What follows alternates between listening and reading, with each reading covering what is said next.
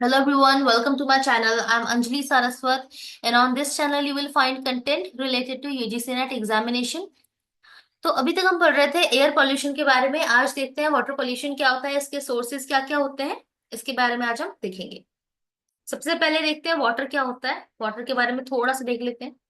Water एक inorganic compound है जिसका केमिकल फॉर्मूला होता है H2O, जिसमें ऑक्सीजन का एक और हाइड्रोजन के दो एटम्स हैं और ये मिलके वाटर मॉलिक्यूल बनाते हैं H2O। वाटर ट्रांसपेरेंट होता है, टेस्टलेस होता है, ओडरलेस होता है और नियरली कलरलेस यानी लगभग कलरलेस सा ही होता है।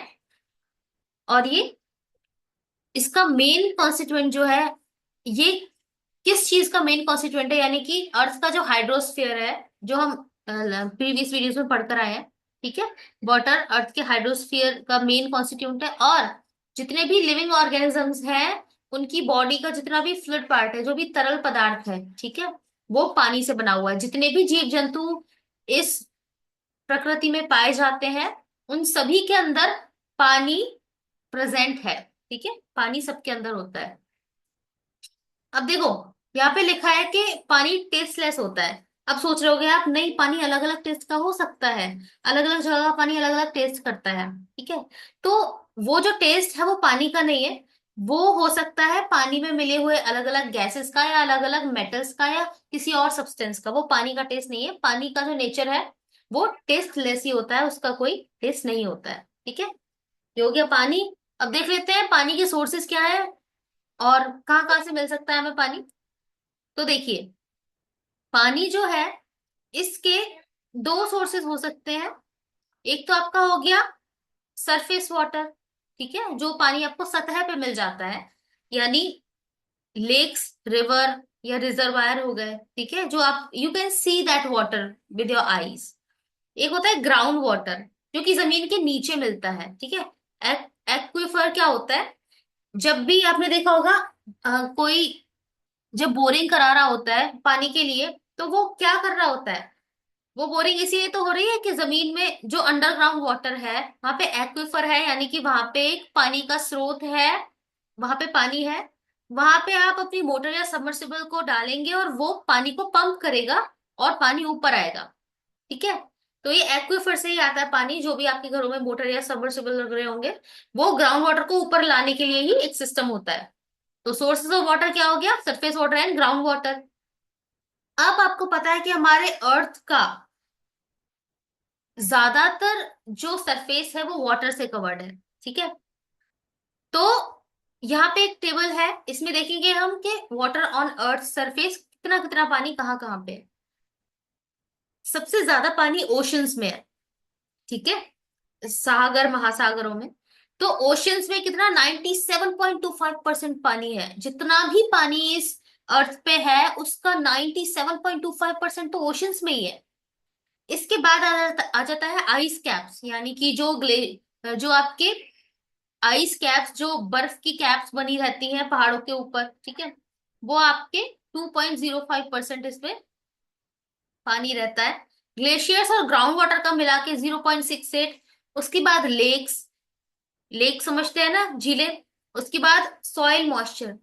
आपने कभी भी अगर थोड़ा सा मिट्टी खोद कर देखा है, अगर आपने बचपन में ऐसे खेल किए हैं, तो आपको पता होगा कि जब मिट्टी को खोदा जाता है तो मिट्टी थोड़ी सी गीली होती है, हल्का सा मॉइस्चर रहता है। वैसे तो हर जगह की मिट्टी अलग अलग होती है, और यूजुअली मिट्टी में मॉइस्चर होता है। तो इसमें जो मॉइस्चर है वो 0.005% रहता है, पानी का कंटेंट इसमें। इससे भी कम पानी होता है एटमॉस्फेयर में, और उससे भी कम पानी होता है रिवर्स और स्ट्रीम्स में, और उससे भी कम पानी होता है बायोस्फीयर में, यानी कि जितनी भी लिविंग ऑर्गेनिजम्स हैं उनमें। बायोस्फीयर हम पढ़ के आए हैं पुरानी वीडियोस में। अगर आपने वो वीडियोस नहीं देखी है तो you can check them out. I have made a playlist of all the units on my channel, and we have covered unit 1, 2, 4। ये सारी कवर हो चुकी है, और सारी वीडियोस जो है प्लेलिस्ट बनी हुई है, आप देख सकते हैं। और ये फोर्थ यूनिट है, यूनिट 9, जो कि अभी हम कवर कर रहे हैं। और अगर अभी तक आपने चैनल को सब्सक्राइब नहीं किया है तो सब्सक्राइब कर लीजिए, और इसे अपने फ्रेंड्स के साथ भी शेयर कर दीजिए। और I try to post a new video every day, so your study can be continuous, like daily, if you follow my channel. And please don't forget to press the bell icon so that you will get a notification whenever I post a new video. ठीक है? तो ये है आपका, ये आपको table एक बार ना थोड़ा सा नजर इस पे डाल लीजिए, क्योंकि प्रीवियस ईयर क्वेश्चंस में इससे रिलेटेड क्वेश्चंस आए हैं। मोटा मोटा देख लीजिए कि ओशंस में सबसे ज्यादा पानी है, ठीक है, बायोस्फीयर में सबसे कम है। थोड़ा थोड़ा इसको आप ध्यान से देख लीजिएगा, क्योंकि क्वेश्चन आ सकता है। और इन क्वेश्चंस में मैंने एक क्वेश्चन इंक्लूड भी किया है जो कि इस टॉपिक से बना है, तो इसको आप थोड़ा देख लें। चलिए आगे बढ़ते हैं। अब एक बार देख लेते हैं वाटर पॉल्यूशन क्या होता है। देखो, पॉल्यूशन क्या है? जब भी अनवांटेड चीजें आ जाती हैं जो कि नहीं होनी चाहिए और जो कि हार्मफुल होती हैं, इसी चीज को तो कहते हैं पॉल्यूशन। एयर पॉल्यूशन भी पढ़कर आए हैं, उसमें भी यही था, एयर में अनवांटेड पार्टिकल्स आ गए और जो हार्म कर सकते हैं, वही तो होता है एयर पॉल्यूशन। वाटर पॉल्यूशन में भी वही है। Water pollution is the contamination of water. Contamination यानी कोई भी अनवांटेड सब्सटेंस जब आ जाता है तो उसको कंटैमिनेशन कहते हैं। Water pollution is the contamination of water sources by substances that make the water unusable. कोई भी सब्सटेंसेस जब वाटर सोर्स में आ जाते हैं और उसके बाद वो पानी यूजेबल नहीं रहता, ना वो पीने लायक रहता है, ना खाना बनाने लायक, ना क्लीनिंग स्विमिंग लायक रहता है, ना किसी और एक्टिविटी के लायक रहता है। ठीक है, और इसी को कहते हैं वाटर पॉल्यूशन। अब वाटर पॉल्यूशन हो तो गया, लेकिन कौन कौन से सब्सटेंसेस हैं जिनकी वजह से वाटर पॉल्यूशन होता है? कौन कौन से ऐसे सब्सटेंसेस हैं जो पानी में मिल जाए तो पानी पॉल्यूट हो जाता है? तो वो पॉल्यूटेंट्स में आ जाते हैं आपके केमिकल्स। ठीक है, केमिकल्स अगर आ गए तो पानी पॉल्यूट हो जाएगा। ट्रैश, कूड़ा करकट, ठीक है। बैक्टीरिया अगर आ गए तो पानी पॉल्यूट हो जाएगा। पैरासाइट्स आ गए तो भी पानी पॉल्यूट हो जाएगा। अभी इन चीजों के बारे में हम थोड़ा आगे डिटेल में पढ़ेंगे अगली वीडियोस में, कि कैसे कैसे पॉल्यूटेंट्स हो सकते हैं। और इसके बाद देख लीजिए कि वाटर पोल्यूशन के सोर्सेज क्या हो सकते हैं। ये तो हो गया वाटर पोल्यूशन, कि पानी में अनवांटेड सब्सटेंसेस आ गए, पानी कंटेमिनेट हो गया तो यूज करने लायक नहीं बचा। लेकिन पॉल्यूट कैसे कैसे हो सकता है, कौन कौन से सोर्सेज से हो सकता है? तो वाटर पॉल्यूशन के दो सोर्स हो सकते हैं। ठीक है, उन सोर्सेज को नाम दिया गया है पॉइंट सोर्स और नॉन पॉइंट सोर्स। ये याद रख लीजिए, ब्लू से लिखा हुआ है। पॉइंट सोर्स कौन से होते हैं? ऐसे वाटर सोर्सेज जिनको आप पॉइंट आउट कर सको, यानी कि जिनको देख के आपको समझ आए कि हाँ भाई यहाँ से पॉल्यूशन हो रहा है। ठीक है, और इसके एग्जाम्पल कौन से हैं? या तो म्यूनिसिपैलिटी कॉर्पोरेशन जो भी डिस्चार्ज कर रही है कूड़ा करकट आपके पाइप से। ठीक है, ऐसा होता है कि जो भी शहर का कूड़ा करकट है या पानी है या सीवेज का जो भी वेस्ट है, सारी पाइपलाइंस को उस शहर की नदियों की तरफ मोड़ दिया जाता है। और वो सारा कूड़ा करकट गंदगी जो भी सीवेज का जो भी रहता है, that goes into the river and it pollutes the river. ठीक है, तो वो जो पानी का सोर्स है वो पूरा कंटेमिनेट हो गया, और now that water can not be use for any purpose. ठीक है, क्योंकि उसमें बहुत सारे अनवांटेड चीजें आ चुकी हैं, बहुत सारे अनवांटेड सोर्सेज आ चुके हैं। ठीक है, ये तो म्यूनिसिपैलिटी वाला हो गया। और इंडस्ट्रियल डिस्चार्ज क्या होता है? मान लीजिए इंडस्ट्रीज हैं, बहुत सारी फैक्ट्रीज होती हैं। ठीक है, अब वहां जो भी प्रोसेसेस चल रही हैं, उनसे जो भी वेस्ट मटेरियल आया उसको, मान लीजिए कोई अगर सी शोर पे कोई आपकी इंडस्ट्री है, कोई फैक्ट्री है, यानी समुद्र के किनारे है, नदी के किनारे है, या फिर कोई भी वाटर बॉडी के किनारे है, तो अपना सारा कूड़ा करकट पाइप्स के थ्रू वाटर बॉडी में डिस्चार्ज कर देंगे। ठीक है, जिससे कि वो वाटर बॉडी पॉल्यूट हो जाएगी। तो ये ऐसे सोर्सेज हैं जिनको आप पॉइंट आउट कर सकते हो। ठीक है, इसलिए उनको पॉइंट सोर्स कहा गया है। They are easily identified. ठीक है, यहाँ पे जो भी प्लेस ऑफ पॉल्यूशन है इसको इजीली आइडेंटिफाई कर सकते हो, इसीलिए इनको पॉइंट सोर्स कहा गया है। आई होप आपको ये क्लियर हो गया होगा पॉइंट सोर्स क्या होता है। अब नॉन नॉन पॉइंट सोर्सेस क्या होता है? इसका उल्टा होता है, जब आप आइडेंटिफाई ना कर पाओ कि पॉल्यूशन कैसे हो रहा है। ठीक है, अब ये कैसे हो सकता है? नॉन पॉइंट सोर्सेस से जो पॉल्यूशन होता है, यहाँ पे सोर्स को एकदम पॉइंट नहीं किया जा सकता कि भाई यहां से हो रहा है ये पॉल्यूशन। ठीक है, इसमें पता नहीं लगता। इसका एग्जांपल है एग्रीकल्चरल रन ऑफ या फिर acid rain. Acid rain previous videos में पढ़कर आया है। एसिड रेन क्या होता है? सल्फ्यूरिक एसिड होता है ना, it gets mixed with water, and when rains it damages the crops। ठीक है, जब भी पानी बरसता है H2SO4 के साथ सल्फ्यूरिक एसिड के साथ बरसता है, और ये पानी में मिलावट हो गई ना, एसिड आ गया ना, तो ये पानी कंटेमिनेटेड है। और एसिड रेन जब देखो, बारिश तो बहुत होती है, ठीक है, अब कौन सी वाली बारिश जो है वो एसिड रेन बनकर आ रही है, यू नेवर नो। तो ये जो एसिड रेन है, you can not point it out, इसीलिए ये नॉन पॉइंट सोर्सेज में है। अब आपका एग्रीकल्चरल रन ऑफ क्या होता है, देखो, जब भी एग्रीकल्चर होता है, खेती होती है, तो वहां पे आप पेस्टिसाइड्स यूज करते हो, फर्टिलाइजर्स यूज करते हो, बहुत सारी चीजें यूज करते हो, केमिकल यूज करते हो। तो वो केमिकल आपकी फसलों में तो गया ही, बाकी उस मिट्टी में भी गया जहां पे वो फसल उगी थी। अब मान लीजिए बारिश आई, बारिश गिरने की वजह से वो खेत की मिट्टी बह कर गई, यानी पानी जो गिरा बारिश का, वो उस खेत की मिट्टी को बहा कर ले गया, और it ended up in some kind of water body. Like अगर एक गांव है, उस गांव के पास एक नदी थी, उस गांव में किसान जो थे खेती करते थे, बारिश आई और वहां से पानी बहकर गया उनकी नदी में, नदी क्या हो गई, पॉल्यूट हो गई। ठीक है, तो ये जो है, ये आइडेंटिफाई नहीं कर पाया ना कोई। जब पानी का टेस्ट हुआ, तो उन्होंने लैब टेस्ट में देखा कि भाई इसमें तो वही वाले केमिकल्स हैं जो कि एग्रीकल्चरल फर्टिलाइजर्स में या पेस्टिसाइड्स में डाले जाते हैं या फंगीसाइड्स में डाले जाते हैं, है ना। तो इससे सोचा गया, इससे अनुमान लगाया गया कि भाई ये जो पानी, जो नदी इस गांव के पास जो है कंटेमिनेट हुई है, ये इस एग्रीकल्चरल रन ऑफ की वजह से पॉल्यूट हुई है। ठीक है, तो वो इसको डायरेक्टली आइडेंटिफाई नहीं कर पाए, तो इसलिए ये नॉन पॉइंट सोर्स में आ जाएगा। ठीक है, आई होप कि आपको ये sources of water pollution clear हो गए होंगे, पॉइंट सोर्स और नॉन पॉइंट सोर्स, इसमें कंफ्यूज नहीं होना है। ठीक है, अब आ जाता है आपका thermal water pollution. Thermal water pollution क्या होता है? Thermal pollution overwhelms the natural temperature control mechanisms that work in the water. That sudden temperature changes pose a health risk to a wide range of aquatic creatures. Thermal water pollution क्या होता है? देखो, जब industries होती हैं, बड़ी बड़ी industries होती हैं या फैक्ट्रीज होती हैं, वहां पे कभी कभी बहुत ही ज्यादा बड़ी बड़ी मशीन्स यूज होती हैं, और वो मशीन्स बहुत काम करती हैं, जिसकी वजह से उनका टेम्परेचर बहुत राइज हो जाता है, बहुत बढ़ जाता है, वो काफी गर्म हो जाते हैं। तो उनके टेम्परेचर को कंट्रोल रखने के लिए, उनके टेम्परेचर को डाउन रखने के लिए, मेंटेन करने के लिए, water is used as a coolant. ठीक है, पानी का इस्तेमाल होता है कूलेंट की तरह उन मशीन्स को ठंडा रखने के लिए।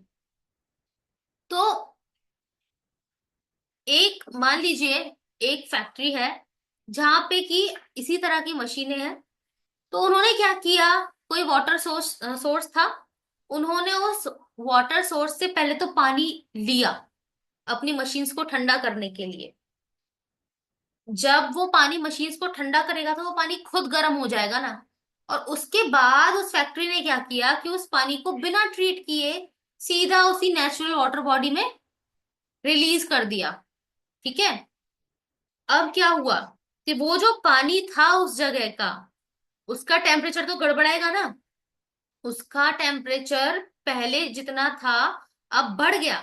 तो उस पानी में जितनी भी बायोडायवर्सिटी थी, जितनी भी लाइफ थी, यानी जितने भी एक्वेटिक क्रिएचर्स थे, फिशेस थी या फिर जू प्लैंक्टन्स थे या फिर जिस भी तरह के एक्वेटिक एनिमल्स थे, अब उनकी तो जीवन को खतरा आ गया ना, क्योंकि बहुत सारे क्रिएचर्स का ये रहता है कि वो एक टेम्परेचर पे ही सरवाइव कर पाते हैं। ठीक है, उससे कम या ज्यादा हुआ तो दे कैन नॉट सरवाइव। जब ऐसा होता है तो उस जगह की बायोडायवर्सिटी खतरे में आ जाती है, और वो जो पानी है फिर वो रहने योग्य नहीं रहता उन जीवों के। तो इसीलिए जो थर्मल वाटर पॉल्यूशन है, ये भी एक बहुत ही बड़ा खतरा है जो अंडर वाटर लाइफ है उसके लिए। ठीक है, और आपका ये जो थर्मल वाटर पॉल्यूशन है ना, इसमें जब मशीन्स को ठंडा करने के लिए पानी का यूज होता है, तो इसमें ऐश भी आती है, एक ऐश भी जनरेट हो जाती है, इकट्ठी हो जाती है in the bottom of chambers. ये आप थोड़ा सा एक पॉइंट याद रख लीजिए। अब देखो, एंडोक्राइन डिस्टरप्टिंग केमिकल्स क्या होता है, ईडीसीज इसको शॉर्ट में बोलते हैं। Endocrine disrupting chemicals EDCs are found in many everyday products, है ना, रोजमर्रा की चीजों में यूज होते हैं। कौन कौन से? इसमें प्लास्टिक बॉटल्स हो सकती हैं, ठीक है, या कंटेनर्स हो सकते हैं, या फिर liners of metal food cans. Metal food cans के अंदर एक लेयर होती है ना, एक लाइनिंग रहती है, उसकी वजह से या डिटर्जेंट की वजह से, फ्लेम रिटार्डेंट्स या फूड टॉयज कॉस्मेटिक्स। डिटर्जेंट आपको पता है क्या होता है? फ्लेम रिटार्डेंट्स क्या होता है? जो अग्निशामक होते हैं, जो रेड कलर के आप छोटे छोटे सिलेंडर्स देखते होंगे मॉल्स में, या फिर अपनी बिल्डिंग में भी आपने देखा होगा, या फिर आ, हर जगह यूजुअली ये फ्लेम रिटार्डेंट्स होते हैं, जो कि आपको बुझाने के काम आते हैं, अग्निशामक। तो इन सभी से कुछ केमिकल्स रिलीज होते हैं या इनमें पाए जाते हैं, जिनकी वजह से एंडोक्राइन, यानी कि जिनमें एंडोक्राइन डिस्टर्बिंग केमिकल्स पाए जाते हैं। कुछ केमिकल्स होते हैं जो कि आपके एंडोक्राइन सिस्टम को डिस्टर्ब करते हैं। They have the potential to interfere with the body's hormones. अब देखो, एंडोक्राइन क्या होता है पहले ये समझो।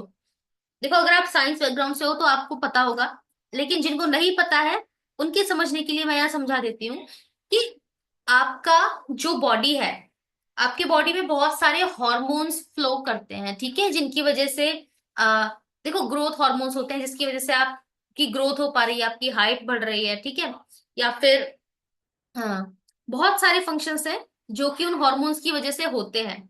और उन हॉर्मोन्स को रिलीज कौन करता है? ये ग्लैंड्स, एंडोक्राइन ग्लैंड्स होती हैं, है ना।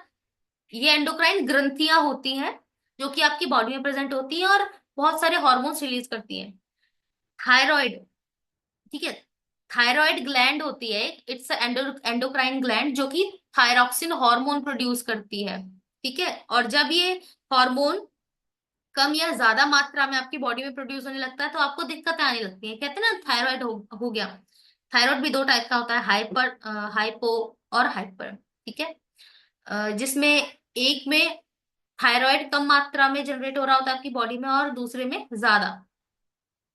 तो ये हो गया थायराइड। बाकी और भी हार्मोन्स होते हैं, फीमेल हार्मोन्स होते हैं ईस्ट्रोजन या प्रोजेस्टेरॉन, मेल हार्मोन्स होते हैं टेस्टोस्टेरॉन, ठीक है।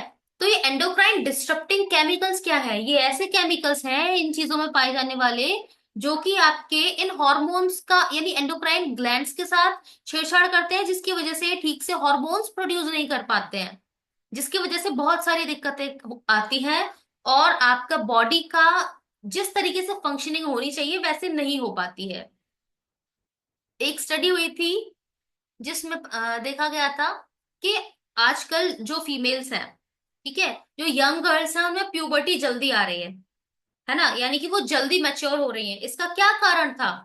क्योंकि आजकल जितने भी सब्सटेंसेस हैं, यूजुअली प्लास्टिक तो बहुत ज्यादा है, और यूजुअली मतलब बहुत ज्यादा यूज है प्लास्टिक का। और जब प्लास्टिक का कंजप्शन इतना ज्यादा है, तो वो प्लास्टिक से छोटे छोटे करके माइक्रो प्लास्टिक्स जो है आपकी बॉडी में जा रहे हैं, या तो वो फूड के जरिए जा रहे हो, अपने प्लास्टिक कंटेनर में फूड रखा है या बॉटल्स में पानी पी रहे हैं या जूस पी रहे हैं, तो वहां से माइक्रो प्लास्टिक्स आपकी बॉडी में जा रहे हैं, and they are interfering with your body's natural mechanism, और आपके एंडोक्राइन जो फंक्शंस है वो डिस्टर्ब हो रहे हैं, ठीक है। जिसकी वजह से जो इस्ट्रोजन हार्मोन है, जो फीमेल हार्मोन रहता है, वो उन यंग गर्ल्स में अमाउंट ज्यादा आ रहा है, ज्यादा बन रहा है, जिसकी वजह से उनमें अर्ली मैच्योरिटी आ रही है, अर्ली प्यूबर्टी आ रही है, ठीक है। तो ऐसी कई सारी स्टडीज है, अगर आपको रिसर्च में इंटरेस्ट है तो आप ऐसे जब भी आपको क्यूरियोसिटी होती है किसी भी टॉपिक को लेके, तो आप उससे रिलेटेड रिसर्च पेपर जरूर पढ़िए, आपकी पीएचडी में भी काफी काम आएंगे, ठीक है। तो ये हो गया आपको आपका एंडोक्राइन डिस्टर्बिंग केमिकल्स ईडीसी। आई होप आपको क्लियर हो गया होगा, अगर नहीं हुआ है तो आप कमेंट्स में मुझे बताइए, I will make another video about this endocrine disturbing chemicals, I will make a video in detail. अब आ जाता है आपका bio accumulation and bio magnification.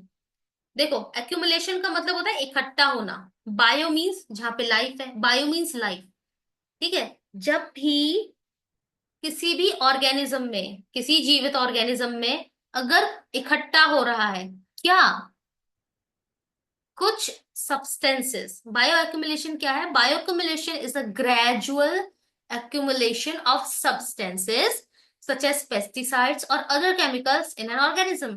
यानी कि एक एग्जांपल ले लो, मान लो कि एक अ, कोई एनिमल है या फिर ह्यूमन बीइंग ही ले लो, वो सब्जियां खाता है, लेकिन वो सब्जियां कौन सी खा रहा है उसको नहीं पता, लेकिन वो जो सब्जियां खा रहा है उन सब्जियों को उगाने के लिए पेस्टिसाइड्स का, फंगीसाइड्स का और फर्टिलाइजर्स का खूब यूज हुआ है। अब वो सब्जियों को ओवर टाइम, मतलब कई सालों से खाया जा रहा है, खाया जा रहा है, खाया जा रहा है, तो धीरे धीरे करके ग्रेजुअली उसके बॉडी में वो पेस्टिसाइड्स के रेजिड्यू जो रह जाते हैं वो एक्यूमुलेट हो जाते हैं, उसकी बॉडी में इकट्ठे होना शुरू हो जाते हैं। ठीक है। और इसी को कहते हैं बायो एक्यूमुलेशन, जब भी किसी ऑर्गेनिज्म में धीरे धीरे ऐसे कोई सब्सटेंस जमा होना शुरू हो जाता है। तो एकदम फर्क नहीं पड़ता है इसका, बट ओवर टाइम इसका फर्क पड़ता है। और ये बहुत ट्रेस अमाउंट में धीरे धीरे जमा होता है, तो यूजुअली पता भी नहीं पड़ता है। तो an example of bioaccumulation is that of a car emission, यानी कार से जो भी धुआं निकलता है, जो भी केमिकल्स निकलते हैं, ये क्या कर रहे हैं कि बर्ड्स या फिर दूसरे एनिमल जो है इन ये इसको इनहेल करते हैं। ठीक है। तो जिसकी वजह से ये बर्ड्स और एनिमल्स की बॉडी में एक्यूमुलेट हो रहा है। या फिर mercury building up in a fish, या फिर मरकरी, देखो एक मेटल होता है, mercury is the only metal which is liquid at room temperature. ठीक है। मरकरी एक मेटल है, इसको हिंदी में पारा भी बोलते हैं, जो कि पुराने टाइम, अभी तो डिजिटल थर्मामीटर्स हैं, पुराने टाइम पे जो थर्मामीटर्स होते थे उसमें मरकरी का यूज होता था, जिसमें आप थोड़ा देख करके लाइन, एक सिल्वर लाइन सी चेक करते थे, वो लाइन कितना ऊपर राइज हुई है उतना ही आपका टेम्परेचर होता था। ठीक है। तो ये मरकरी जो है, it is also a very harmful metal. उसके काफी यूजेस भी हैं, एप्लीकेशंस हैं, बट ये वैसे हार्मफुल होता है फॉर एनिमल्स। तो मरकरी फिश में कैसे बिल्ड हो गया भाई? ये बायो अकुमुलेशन ही तो है कि धीरे धीरे करके मरकरी पानी में जा रहा था और उस पानी में फिश रहती थी, तो उस फिश के अंदर भी ओवर टाइम धीरे धीरे करके मरकरी आपका एक्यूमुलेट हो गया, और इसको बायो अक्यूमुलेशन कहेंगे। ये तो हो गया बायो एक्यूमुलेशन। अब देखें बायो मैग्निफिकेशन क्या होता है। बायो मीन्स वही लाइफ, मैग्निफिकेशन मतलब बड़ा हो जाना, है ना। अब ये होता क्या है? Biomagnification takes place as chemical transfer from lower trophic level to higher trophic levels within a food web. अब हम पढ़कर आए हैं फूड वेब क्या होता है, ट्रॉपिक लेवल्स क्या होते हैं। ठीक है। हमने फूड वेब, फूड चेन भी पढ़ा है। अगर आपने वीडियोस नहीं देखे हैं तो प्लीज जाकर देख लीजिए। उसको देखे बिना इसको मत देखो, थोड़ा सा नुकसान हो सकता है आपका, अगर आपको ये चीजें समझ में नहीं आती है तो आप पहले वो वीडियोस देख लीजिए, तब इस पे आइए, लाइन से देखिए सारे वीडियोस। ठीक है। तो अब देखिए, जब भी एक छोटा जीव है उसको बड़ा जीव खाएगा और उस जीव को उससे बड़ा जीव खाएगा, तो मान लो अगर जो सबसे छोटा जीव है उसके अंदर ही कोई ना कोई सब्सटेंस है ना, कोई भी पॉल्यूटेंट है, उसको बड़े जानवर ने खा लिया, तो वो पॉल्यूटेंट उसके अंदर भी चला गया ना। इसके एग्जाम्पल यहां भी लिखे हैं। Accumulation of insecticide, DDT. DDT आपको पता है क्या होता है ना। ये भी क्रॉप्स के लिए यूज किया जाता है, बड़ा फेमस है। अब तो इसका जो यूज है वो बैन हो गया है, बट पहले खूब भर के यूज होता था ये। ठीक है। डीडीटी जो है वो जू प्लैंकटन में एक्यूमुलेट हो गया। जू प्लैंकटन क्या होता है?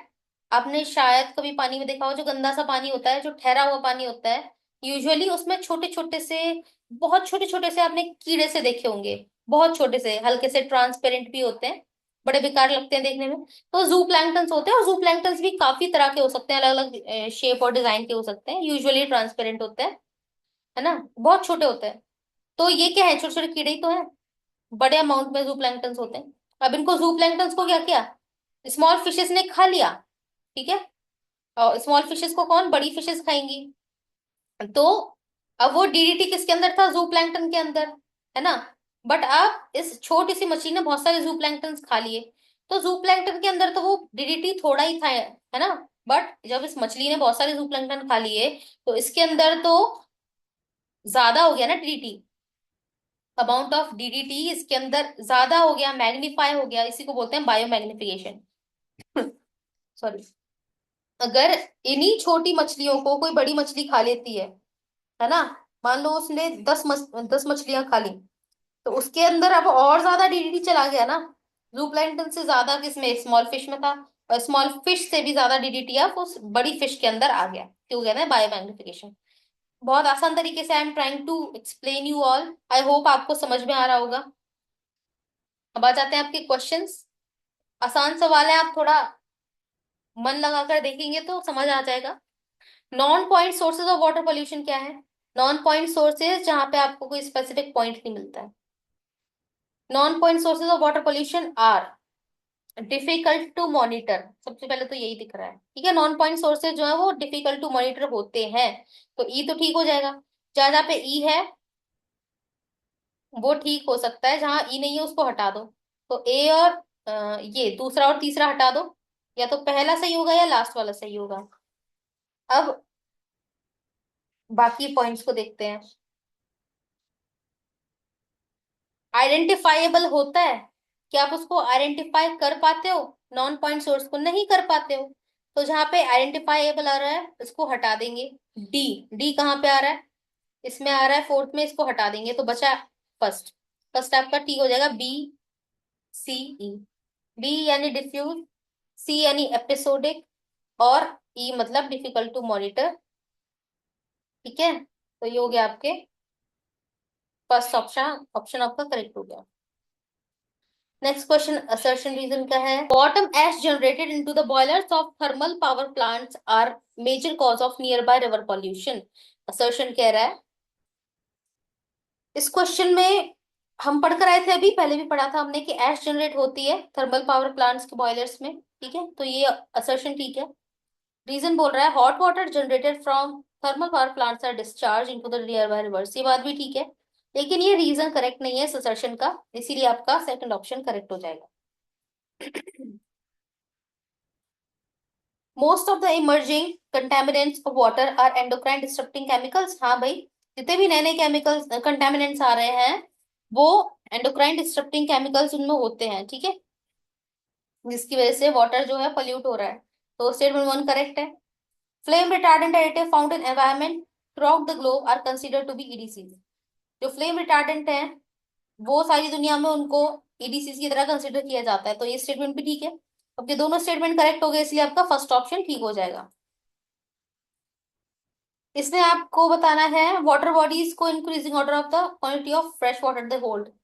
आप ये सारी वाटर बॉडीज हैं, आपको इनको इंक्रीजिंग ऑर्डर में लगाना है कि किसमें सबसे कम फ्रेश वाटर है, किसमें सबसे ज्यादा है। जिसमें सबसे ज्यादा होगा वो सबसे लास्ट में आएगा, ठीक है। तो देखिए, सबसे कम जो है वो रिवर्स में और या स्ट्रीम्स में होता है।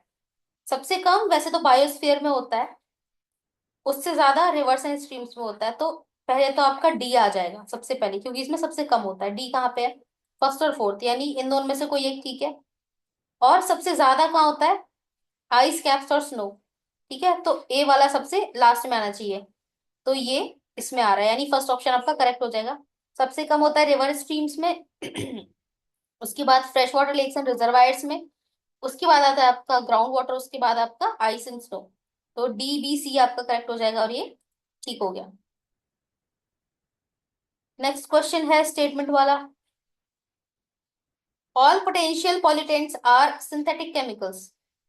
यानी कि सारे पोटेंशियल पॉल्यूटेंट सिंथेटिक केमिकल्स होते हैं, या जितने भी पॉल्यूटेंट्स होते हैं क्या वो सिंथेटिक होते हैं? सारे मैनमेड होते हैं? नहीं भाई, सारे सिंथेटिक नहीं होते हैं, नेचुरल भी होते हैं। अब अगर आप बात करें CO2 की, है ना, कार्बन डाइऑक्साइड या कार्बन मोनोऑक्साइड की, तो ये क्या है? ये सिंथेटिक थोड़ी है, ह्यूमन ने थोड़ी बनाया है, ये तो नेचुरली प्रेजेंट है ना। या मीथेन है, ठीक है, ये सारे के सारे क्या है? ये ह्यूमन मेड नहीं है, तो इसीलिए ये आपका स्टेटमेंट गलत हो जाएगा। सेकंड स्टेटमेंट देखो, many of the emerging contaminants have been observed to bioaccumulate in wildlife and humans. बहुत सारे जो कंटेमिनेंट्स आ रहे हैं वो देखा गया है कि ये बायो एक्युमुलेशन हो रहा है इनका, यानी जीव जंतुओं में एक्युमुलेट हो रहे हैं वाइल्ड लाइफ या ह्यूमंस में, तो ये बात भी ठीक है। तो स्टेटमेंट वन आपका गलत हो जाएगा, सेकंड ठीक हो जाएगा, आपका फोर्थ ऑप्शन ठीक हो जाएगा। आज के लिए इतने क्वेश्चंस थे। आई होप आपको ये समझ आया होगा और क्लास अच्छी लगी होगी। अगर आपको ये अच्छा लगता है तो प्लीज सब्सक्राइब कीजिए चैनल को। और मैं डेली वीडियो पोस्ट करती हूँ, तो आप सब्सक्राइब कर लीजिए, अपने फ्रेंड्स के साथ शेयर कर लीजिए और पढ़ाई कीजिए अच्छे तरीके से। 2 महीने भी नहीं बचे अब तो आपके एग्जाम के। All the best for your exam. Notes बनाते रहिए और कंसिस्टेंट रहिए। Thank you.